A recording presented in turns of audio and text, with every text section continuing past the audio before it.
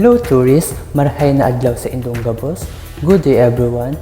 But before we go into our exciting part tour destination, let me introduce myself first.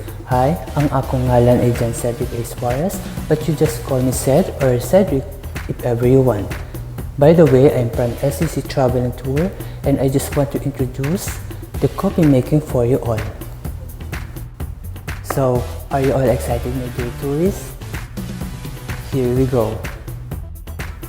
Welcome to the province of Sultan Kudarat, the #1 producer of coffee in our country. The Philippines began to grow and produce coffee in 1740 when they were produced in the Spanish. Once upon a time, do you know the coffee is a major industry in our country? Yes, because 200 years ago, the Philippines was the fourth largest coffee producer in the world. In 2040, did you know that the thousands of metric tons consumed coffee by the Filipinos every year?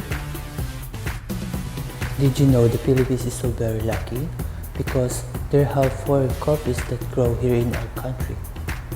That we have Arabica. First discovered in Altafia, Arabica trees are small and thrive in the shade at higher elevation where average temperature are between 60 to 75 degrees. So next is Robusta. Originated from Sub-Sahara Africa, Robusta makes up 30% of total supply of coffee in the world. And next is Excelsa. Excelsa was discovered in Africa and account for 7% of the world coffee consumption. And next is Liberica.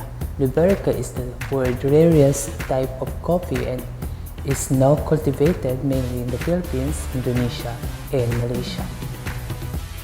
You will have to choose between 2 types of coffee, usually Arabica and Liberica. But did you know that there are other coffee species aside from these 2? There are over 100 species of coffee, but only 4 are commercially valuable. There are Arabica, Robusta, Liberica, and Excelsa. Not all coffees growing countries can cultivate all species, but lucky for us, all 4 species are grown in the Philippines.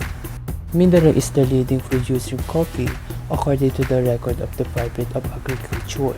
The province of Sultan Kudarat is the #1 producer of coffee in our country, followed by Calabarzon and Cordillera.